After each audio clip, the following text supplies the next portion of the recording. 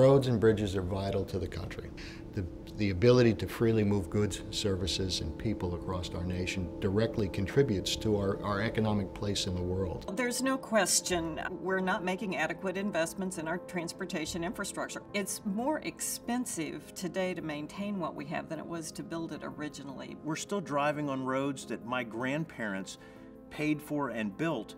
Our average bridge age is 75 years. Well, they were built to be 50-year bridges. One bridge that carries 90,000 cars a day. The nearest detour is an 11-mile detour. So if that bridge had to shut down, we'd be looking at 1 million miles a day of extra traffic while that bridge was shut down and being rebuilt. The majority of our population lives in metropolitan areas, so our highways are greatly congested. When you have congestion problems, time is money. And that's money lost to that business that is trying to get their product to the marketplace. Same thing for a business person whose time is very valuable. We all work somewhere, and all of those jobs are dependent on that infrastructure working for us. We need to make some more investments for the future.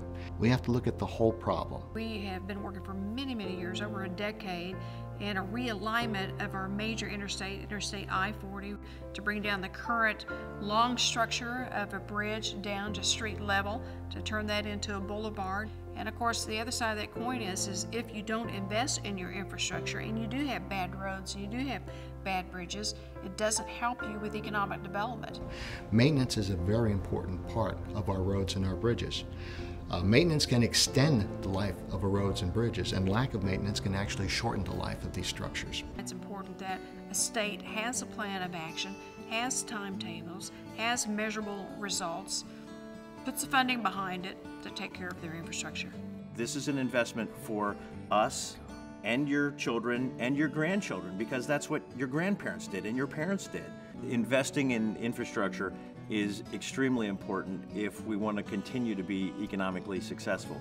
Infrastructure is vitally important to our economy. We have to be able to move people and to move goods, and if we're unable to do that, then our state will suffer as well as our nation.